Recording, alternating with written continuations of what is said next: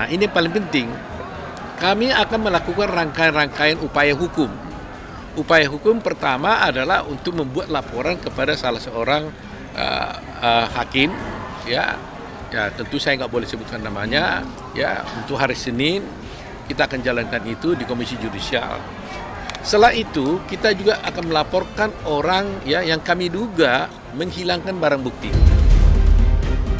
Ini bukan main-main. Jadi saya ingatkan, firasat saya ini akan terjadi, akan tumbang satu persatu dan kebenaran akan terungkap. Kalau bisa di negara kita ini ada orang yang tidak bersalah dihukum, maka fatalnya bisa jadi ada orang yang bersalah tidak dihukum. Rusak negara ini kalau ini nggak beres. Bener. Jessica kalau nggak bebas, rusak negara ini.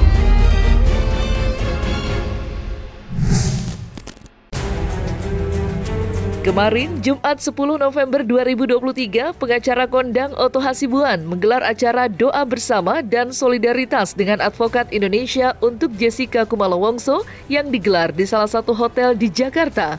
Pada acara tersebut, Otto Hasibuan mengungkapkan hal yang cukup mengejutkan. Menurutnya, sebelum mengajukan peninjauan ulang atau PK, ia dan timnya akan melaporkan hakim ke Komisi Yudisial.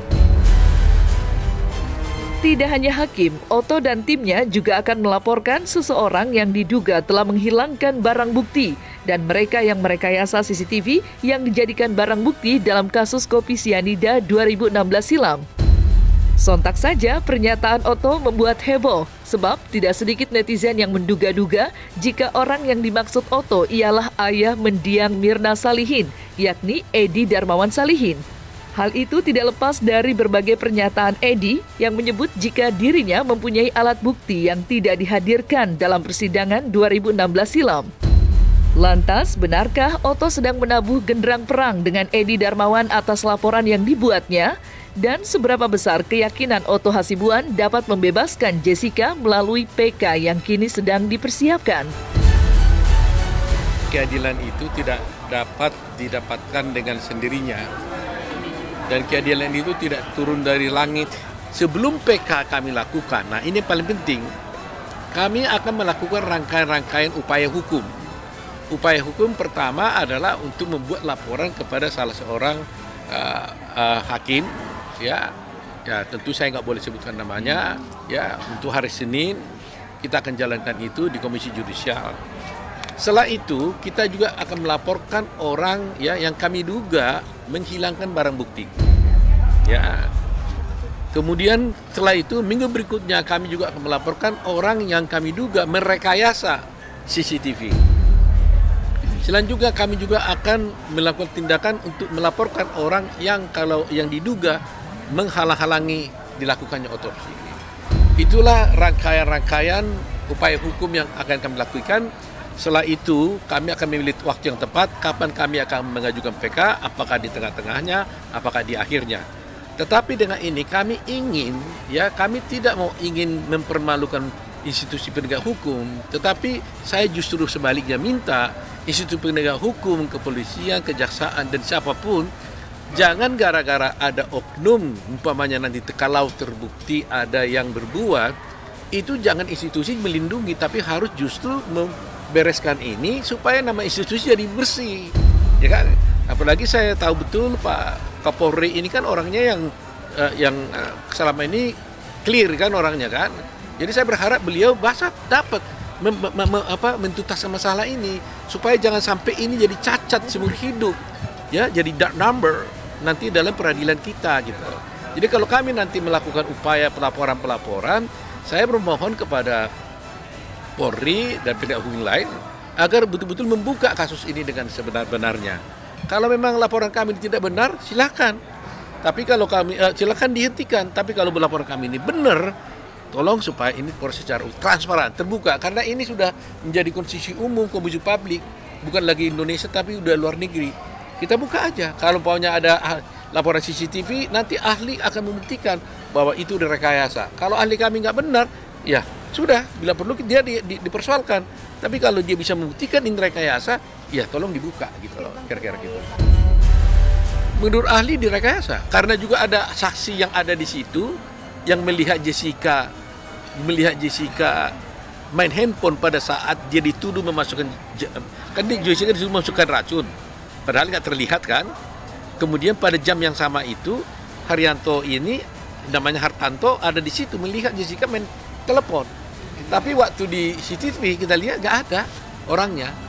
Nah, jadi saya berpikir related dengan kesaksian ahli yang menyatakan ini tadinya dugaan rekayasa. Kalau saya bilang, saya nggak berani bilang kan nggak kalian. Tapi dia bilang sekarang nggak dugaan lagi, itu pasti rekayasa. Dia bilang, nah ini kita buktikan. Diselenggarakannya acara doa bersama dan solidaritas dengan advokat Indonesia untuk Jessica Kumala Wongso yang digelar di Jakarta ialah bukti dukungan untuk Jessica yang terus mengalir. Dukungan rasa simpati dan dukungan untuk Jessica tidak hanya datang dari kalangan advokat saja, tetapi juga datang dari lapisan masyarakat. Tidak terkecuali pengguna media sosial alias netizen. Berbagai cara dilakukan netizen dalam mendukung Jessica. Misalnya saja netizen ramai-ramai mengomentari nama Wakil Menteri Hukum dan HAM Edward Omar Sharif Hyaridge atau yang kerap disapa Profesor Edi yang kini resmi ditetapkan sebagai tersangka KPK. Kabar ditetapkannya Profesor Edi sebagai tersangka mendapat sorotan tajam dari netizen. Tidak sedikit juga yang menyebut Profesor Edi telah terkena karma. Bukan tanpa sebab, seperti diketahui Profesor Edi merupakan saksi ahli yang belakangan rajin tampil di berbagai podcast dengan pernyataannya terkait kasus Jessica yang kerap mengundang perdebatan. Lantas, seperti apa tanggapan Otto Hasibuan dengan tudingan netizen yang menyebut jika Profesor Edi telah terkena karma usai dirinya ditetapkan sebagai tersangka oleh KPK? Sebelumnya memang ada rencana untuk melaporkan Pak Edi. Teman-teman mendesak saya untuk itu, tapi saya bilang tunggu dulu lah gitu. Ya mungkin salah satu juga itu, tapi waktu itu juga saya berpikir ya, apakah seorang sahabat juga harus saya laporkan? Tetapi apakah juga saya karena sahabat keadilan tidak saya tegakkan? Kadang-kadang gitu juga kan. Nyata dia menyatakan yang tidak benar kan. Dia bilang 3 hari Jessica udah ini dan sebagainya. Dia bilang juga ada Musafat yang melakukan otopsi. Padahal Musafat itu kita nggak tahu siapa dia di dalam kasus ini. Ya sangat kejam juga lah sebenarnya apa yang dilakukan terhadap Jessica menurut saya ya. Sangat tragis. Tapi ya saya seperti katakan bahwa kalau saya tidak bisa bantu teman, ya minimal saya jangan ikut mukulin dia lah gitu lah. Soal dia bagaimana Anda tanya karma, itu bukan warna saya. Waduh, saya nggak berani bicara karma ya. Dia sebagai seorang ahli, tapi di podcast dia tidak bertindak sebagai seorang ahli pidana lagi. Dia sudah seakan-akan mewakili sebagai jaksa gitu loh. Bahkan bayangkan aja pledoi kita pun di duplik pun dia persoalkan, dia komentari, CCTV pun dikomentari, otopsi pun dikomentari. Dan kebetulan salah pula gitu loh, salah pula. Bayangkanlah dia bisa mengatakan 3 hari sebelumnya Jessica katanya sudah datang memotret keadaan untuk merencanakan pembunuhan. Ini kan luar biasa kejinya sebenarnya fitnahnya dia ini.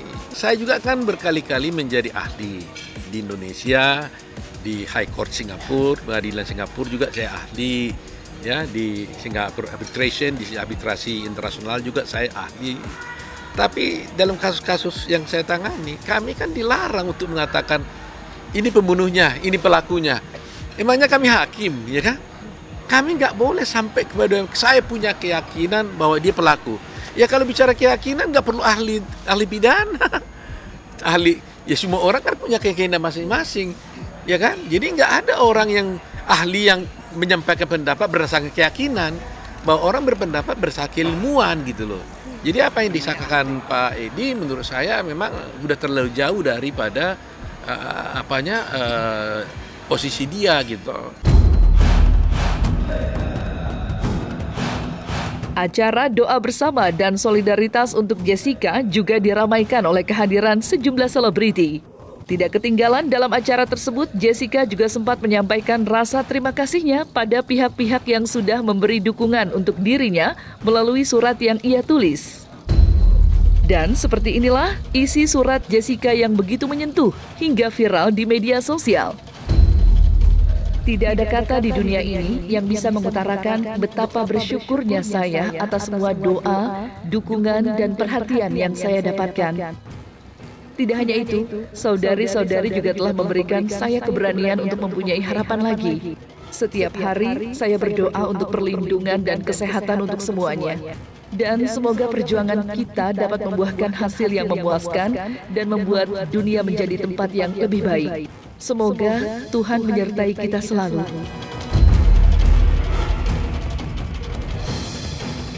Dalam acara doa bersama dan solidaritas untuk Jessica Kumala Wongso, turut hadir Wirang Birawa, serta pasangan suami istri Pablo Benua dan istrinya Ray Utami.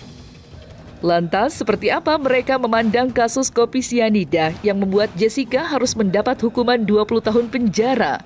Dan apa harapan mereka terkait PK yang akan diajukan Otto Hasibuan untuk membebaskan Jessica?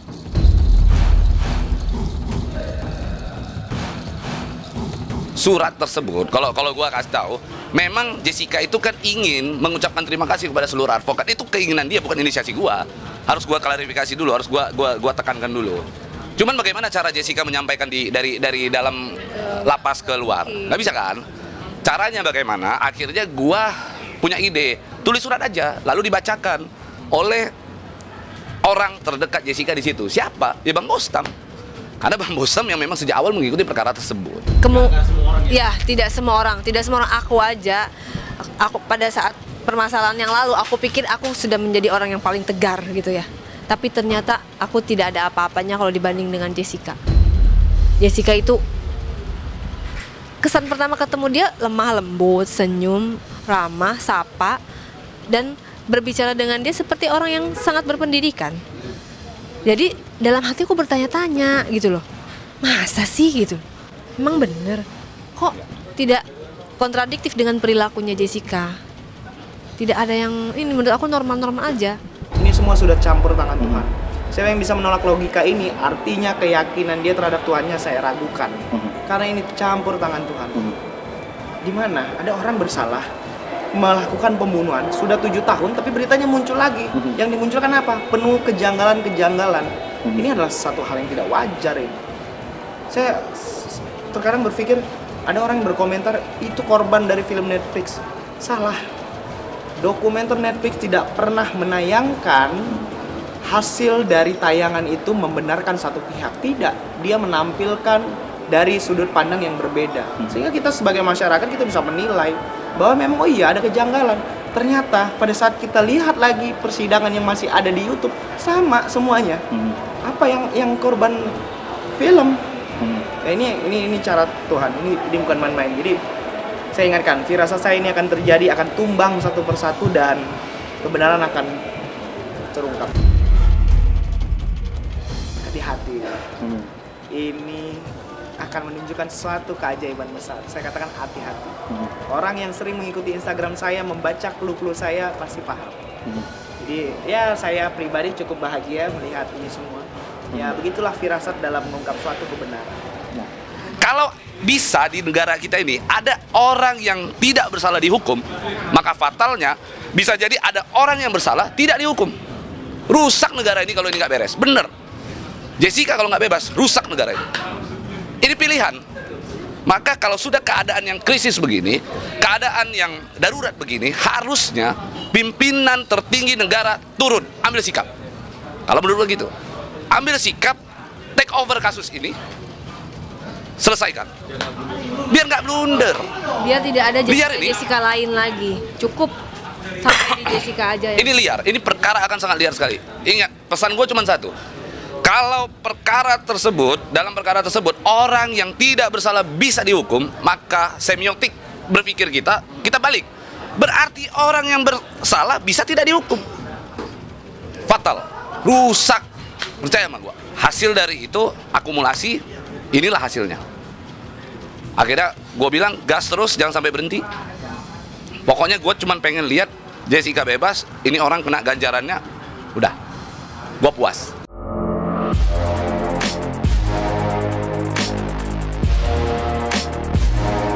Nah, selesai sudah Cumi Lovers? Saksikan terus Cumi Camp In-Depth, kabar lengkap, mendalam, dan akurat dari narasumber terpercaya. Dan jangan lupa untuk like, subscribe, dan juga share channel YouTube Cumi Cumi.